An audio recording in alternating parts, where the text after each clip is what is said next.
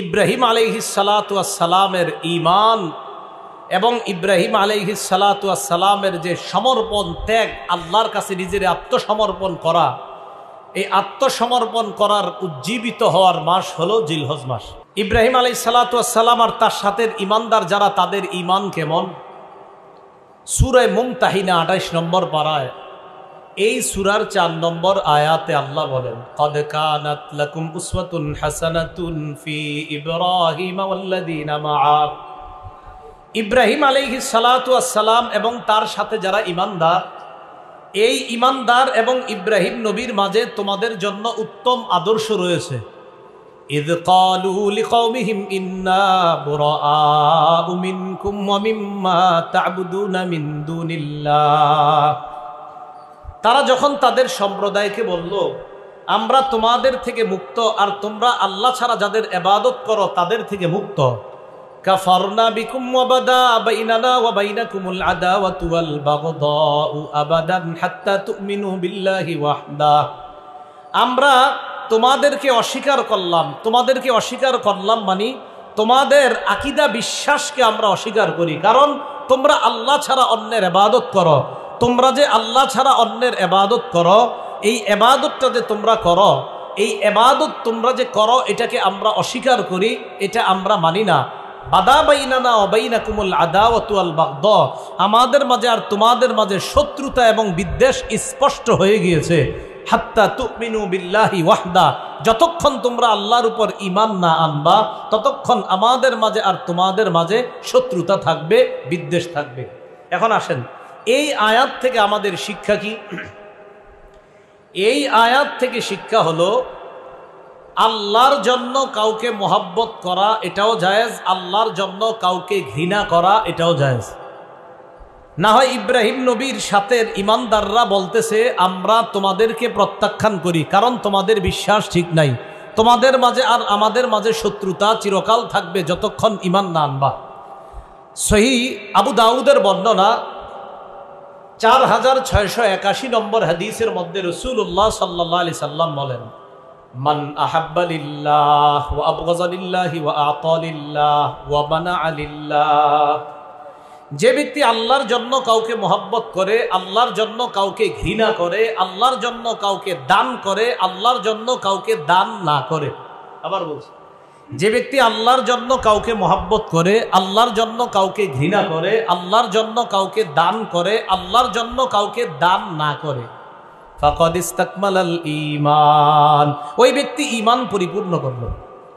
তাহলে ঈমান পরিপূর্ণ কোন ব্যক্তির? যে ব্যক্তি আল্লাহর জন্য কাউকে মহব্বত করে, আল্লাহর জন্য কাউকে ঘৃণা করে, আল্লাহর জন্য কাউকে দান করে, আল্লাহর জন্য কাউকে দান না করে। আপনাদের কাছে এসে একদল দান চাইলো, গানের অনুষ্ঠান করবে, এখানে দান না করাটা কারে খুশি করার জন্য?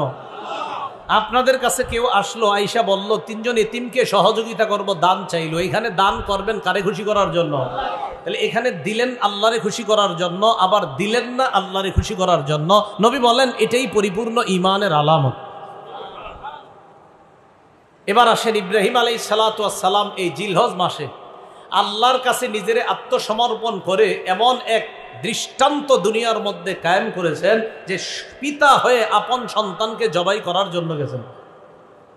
সূরা আস-সাফাত, এই সূরার 102 থেকে 107 নম্বর আয়াত। এর আগে আরেকটা আয়াত আমরা জানি, সূরা বাকারার 131 নম্বর আয়াতে আল্লাহ বলেন, ইয ক্বালা লাহু রাব্বুহু আসলিম। আল্লাহ যখন ইব্রাহিম নবীকে বললেন আপনি আত্মসমর্পণ করেন, ক্বালা আসলামতু লিরাব্বিল আলামিন, আমি বিশ্বজগতের রব আল্লাহর কাছে আত্মসমর্পণ করলাম। ইব্রাহিম নবী আল্লাহর কাছে আত্মসমর্পণ করলেন। ইব্রাহিম নবী বললেন আমি রবের কাছে আত্মসমর্পণ করলাম। এখন দেখেন, ইব্রাহিম নবী আত্মসমর্পণ করার একটা দৃষ্টান্ত। কি দৃষ্টান্ত? সূরা আস-সাফাত 102 থেকে 107 নম্বর আয়াতে আল্লাহ বলেন, ফালাম্মা বালাগা মাহুস সা'য়া, ইব্রাহিম নবী যখন তার সন্তান ইসমাইল নবীকে নিয়ে বের হলেন একদিন, তো ফালাম্মা বালাগা মাহুস সা'য়া, ইসমাইল নবী যখন কাজ করার বয়সে পৌঁছলেন, ছোট মানুষ তো বড় হইতে হইতে কাজ করতে পারে এমন বয়সে পৌঁছছে, ইব্রাহিম নবী সন্তানরে বাহিরে নিয়ে গেছে, চলো কাজ আছে। قال يا بني إني أرى في المنام أني أذبحك فانظر ماذا ترى ইব্রাহিম নবী সন্তানকে বললেন, আমি স্বপ্নে দেখলাম আমি তোমারে জবাই করতেছি, তুমি বলো তোমার কি অভিমত, তুমি চিন্তা করে আমাকে জানাও। ফানজুর, চিন্তা করো, মাজা তারা, তোমার কি সিদ্ধান্ত। প্রশ্ন, ইব্রাহিম নবী সন্তানের কাছে কি চাইছে? সিদ্ধান্ত। বলেন কি চাইছে? এখন ইসমাইল নবী যদি বলতেন, আব্বা আমারে জবাই করেন না, কি করেন না, আপনাকে বললাম ভাই আপনি কি যাবেন না যাবেন না, কয়টা অপশন আছে, আপনি যাইতেও পারেন নাও যাইতে পারেন। সন্তানরে বলতেছে আমি স্বপ্নে দেখলাম তোমারে জবাই করি, তোমার কি সিদ্ধান্ত বলো। এখন সন্তানের দুইটা অপশন, আব্বা জবাই করেন, আব্বা জবাই করেন না, এটাই তো। এখন প্রশ্ন হলো, ইব্রাহিম নবী এই প্রশ্ন সন্তানরে কেন করলেন? হুকুম কার? আল্লাহর হুকুম পালন করতে গিয়ে প্রশ্ন কিসের? আবার হুকুম পালন করেন, কথাটা বুঝছেননি আপনারা? আল্লাহর হুকুম পালন করতে গিয়ে সন্তানকে প্রশ্ন করার কি দরকার? প্রশ্ন ছাড়াই তো জবাই করতে পারতেন, কারণ হুকুমটা কার?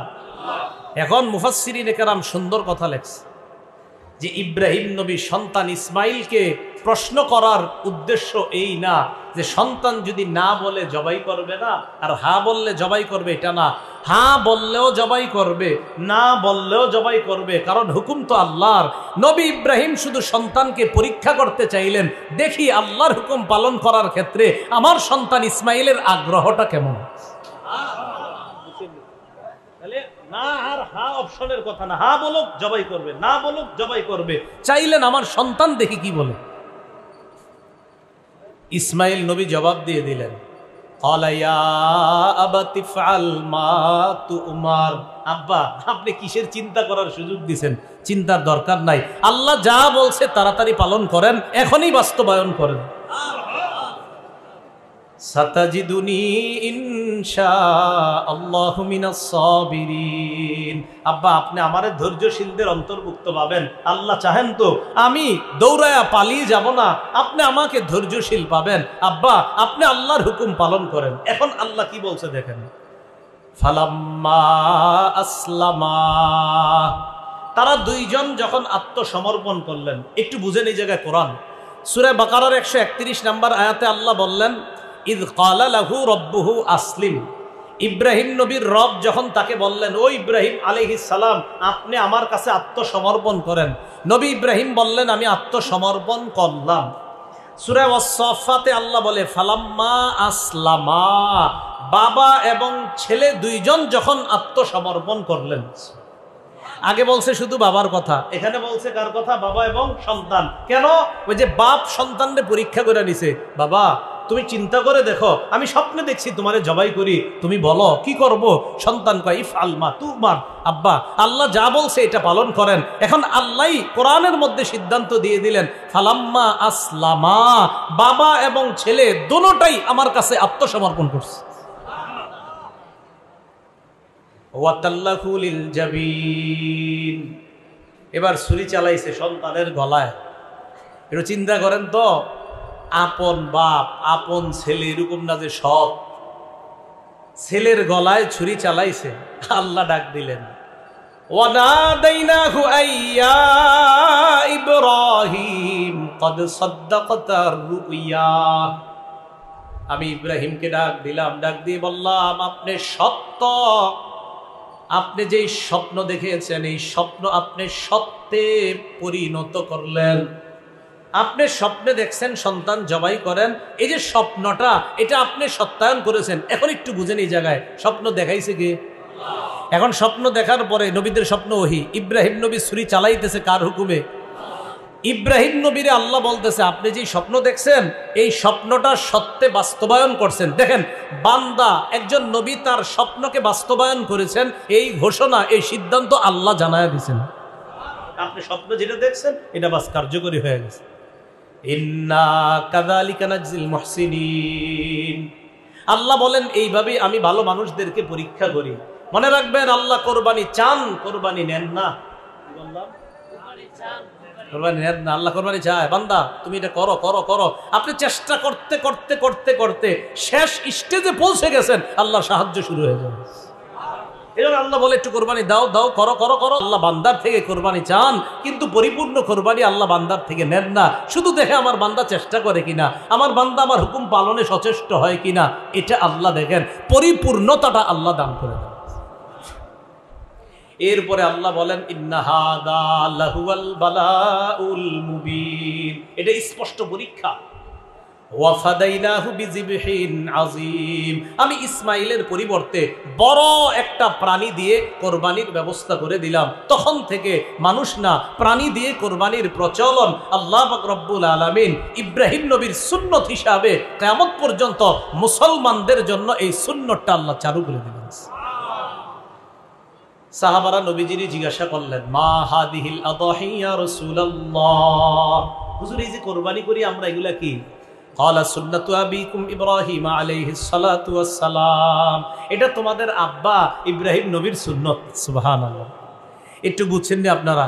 তাহলে জিলহজ মাসে ইব্রাহিম নবী আল্লাহর কাছে নিজের আত্মসমর্পণ করলেন।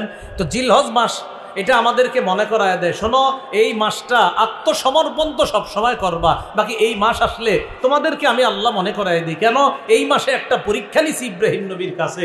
ইব্রাহিম নবী আর তার সন্তান পরীক্ষার ক্ষেত্রে দুজন আমার কাছে পরিপূর্ণভাবে আত্মসমর্পণ করে পরীক্ষায় পরিপূর্ণ সফলতা অর্জন করছে। জিলহজ মাস আসলে আরেকটা জিনিস মনে হয় আমগো, বলেন আমার সাথে সবাই বলেন, বলেন আমার সব কিছু আল্লাহর জন্য। এটা সব সময়ের কথা, বলেন সবাই। এটা জিলহজ মাস আসলে বলেন এটা বেশি মনে পড়ে যায়। কেন মনে পড়ে? খুব মন দিয়ে বুঝবেন যে জিলহজ মাসে এটা মনে পড়ে বেশি কেন। এবছর ইনশাল্লাহ কোরবানির নিয়ত কাদের কাদের এবছর? মাশাআল্লাহ, আপনারা কোরবানি যে করে আপনিও করতে পারেন, অথবা কোনো আলেম জবাই করতে পারে। সূরা আনআমের 162-163 নম্বর আয়াতটা নবীজির দোয়া হিসাবে আমাদেরকে শিখিয়ে দিয়েছেন যে যিনি কোরবানি করবে তিনি দোয়া পড়বে, ইন্না সালাতি ওয়া নুসুকি ওয়া মাহইয়ায়া ওয়া মামাতি লিল্লাহি রাব্বিল আলামিন লা শারীকা লাহু ওয়া বিযালিকা উমিরতু ওয়া আনা মিনাল মুসলিমিন। কোরআনে আছে আউয়ালুল মুসলিমিন, হাদিসে দোয়াটাও আনা মিনাল মুসলিমিন। আচ্ছা, আল্লাহ পাক রব্বুল আলামিন পবিত্র কোরআনে যেটা বললেন সেটা হলো, কুল নবী আপনি বলেন ইন্না সালাতি, আমার নামাজ, বলেন আমার নামাজ, ওয়া নুসুকি আমার কুরবানি, বলেন আমার, তাহলে আমার নামাজ আমার কুরবানি, ওয়া মাহইয়ায়া আমার জীবন, ওয়া মামাতি আমার মরণ, লিল্লাহি রাব্বিল আলামিন বিশ্ব জগতের রব আল্লাহর জন্য। মহব্বতের সাথে সবাই বলেন তো, আমার নামাজ কার জন্য? আমার হজ কোরবানি ইবাদত উৎসব কার জন্য?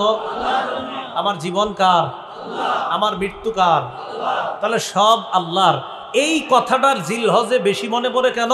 কারণ 10 তারিখে পৃথিবীর কোটি কোটি মুসলমানরা এই দোয়াটা পড়ে পশু জবাই করবে। তাই জিলহজ মাসে আমার সব যে আল্লাহর, এটা হলো জিলহজ মাসে বেশি মনে পড়ায়া দেয় আল্লাহ। মনে থাকবেনি কথাটা? আচ্ছা, জিলহজ মাসে আরেকটা বিষয় আল্লাহ মনে করে আমাদেরকে কি, যে বান্দা টাকা পয়সা খরচ করে আমার ঘরে আসে, যাওয়ার পর কয় কিছু বিধান আছে কি, কয় আরাফায় গিয়ে অবস্থান করতে হবে। কয় অবস্থান মানে কি? কয় অবস্থান, বাস অবস্থান। কয় ভাই অবস্থান করলে হবে মানে অনেকে লজিক যুক্তি দেখাবে, কোনো যুক্তি নাই। আমার রবের কাজ করতে গিয়ে আরাফায় যেতে হবে, মুজদালিফায় যেতে হবে, মিনায় যেতে হবে, তওয়াফ করতে হবে, বাস এটা রবের কাজ, এটা রবের হুকুম। টাকা পয়সা খরচ করে মুসলমান যায়, যায়া বুঝায় আমার মাথায় ধরুক আর না ধরুক আমার রব বলছে, তাই সামর্থ্য দিছে আমি এখানে আসছি। কথা বুঝে? ওই যে অনেকে মাঝে মাঝে দেখবেন এগুলো নিয়ে বলে এত টাকা পয়সা খরচ করে কি দরকার, বলে অনেকে। মুসলমানরা আমরা, আমাদেরকে যদি আল্লাহ তৌফিক দেয় আমরা সবাই হজ করব। আমরা কোনো প্রশ্ন তুলবো না যে এটা কেন ওটা কেন, না আমার রব বলছে তাই যাবো। কয় প্লেন দিয়া তুমি কাবার সামনে দাঁড়ায় রইলা, আরাফায় গিয়ে অবস্থান করলা, মুজদালিফায় একটু রাত কাটাইলা, মিনায় গেলা, একটা পশু জবাই করলা, লাখ লাখ টাকা খরচ করে হজ হয়ে গেল তোমার। আমরা বলবো হ্যাঁ আমার রব বলছে, লাখ লাখ টাকা খরচ এটা আমাদের বিষয় না, আমরা রবের কথায় রবের হুকুম পালন করতে পারছি, এটা আমাদের মুসলমানদের গর্বের বিষয়। কথা বুঝে আসেনি সবার? তাহলে আমরা হজ করি টাকার ক্ষেত্রে না আল্লাহর জন্য হজ করি? হ্যাঁ, টাকা যদি সামর্থ্য দেয় যাব, সামর্থ্য না দিলে তো হজ ফরজ না। এই জন্য সূরা আলী ইমরানের ৯৭ নম্বর আয়াতে আল্লাহ বলেন, ওয়ালিল্লাহি আলান নাসি হিজ্জুল বাইতি মান ইসতাতা ইলাইহি সাবিলা। যারা ওই ঘরে যাওয়ার সামর্থ্য রাখে, আল্লাহর জন্য, তাদের জন্য আল্লাহ হজ ফরজ করছেন। এখন আসেন, ওই ব্যক্তি হাজী সাহেব সেখানে গিয়ে কি বলে? লাব্বাইক, আল্লাহ আমি হাজির। আল্লাহুম্মা লাব্বাইক, হে আল্লাহ আমি হাজির। লাব্বাইক, আল্লাহ আমি হাজির। লা শারীকা লাকা লাব্বাইক, আল্লাহ আপনার কোনো শরীক নাই, আমি হাজির। ইন্নাল হামদা, সমস্ত প্রশংসা, ওয়ান নি'মাতা লাকা, সব প্রশংসা আপনার, সব নিয়ামত আপনার। ওয়াল মুলকা, আল্লাহ সমস্ত রাজত্ব আপনার। আমি আপনার ঘরের সামনে আইসা এটা আপনারে আমি সাক্ষী দিয়ে বলছি, আল্লাহ আমি হাজির, আল্লাহ আমি হাজির। আপনার কোনো শরীক নাই আল্লাহ, আপনারই ক্ষমতা, নিয়ামত সব আপনার, প্রশংসা সব আপনার। আল্লাহ আমি এখানে দাঁড়ায়া আমি হাজির হয়ে আপনার দরবারে সাক্ষী দিতেছি। এটা বান্দা ওখানে গিয়ে বলে যে মাবুদ আমার সব আপনার, আমার জীবনে যত কিছু অর্জন, এটা মানুষ বাহবা দেয়, প্রশংসা দেয় না। মাবুদ সব প্রশংসা তো আপনার, কারণ আপনি রব আমারে তৌফিক না দিলে তো আমি এত কিছু করতে পারতাম না। ঠিক আছে না কথাটা? তো আল্লাহ পাক রব্বুল আলামিন জিলহজ মাস আসলে আমাদেরকে এই বিষয়টা মনে করায় দেয়। আর কি মনে করায়? আর একটা বিষয়, যে কোরবানি যারা করবে, ওই কোরবানিওয়ালাদের গোস্ত খাওয়া কোনো উদ্দেশ্য হবে না, বরং তাদের টার্গেট আর উদ্দেশ্য হবে, আমি পশু জবাই করলাম, আল্লাহ জানে আমার রব কবুল করে কিনা। আল্লাহ টাকা পয়সা তো কিছু দিয়েছেন আপনি, তাই পশু কিনলাম, মাবুদ জবাই করলাম, এখন আপনি চাইলে আমার কোরবানিটা কবুল হবে। এই জন্য তো দোয়ার মধ্যে ফাতাকাব্বাল মিন্নি, আল্লাহ আমার পক্ষ থেকে এই কোরবানি আপনি কবুল করেন। মাবুদ আমি তো আপনার জন্য জবাই করলাম, আপনি যদি কবুল করেন তাহলে এটা কবুল হবে। তাহলে বলেন তো, কোরবানিতে আমাদের গোস্ত খাওয়া উদ্দেশ্য নাকি আল্লাহ কবুল যেন করে এটা উদ্দেশ্য? এখন কবুলের সম্পর্ক নিয়তের সাথে, বলেন সবাই, কবুলের সম্পর্ক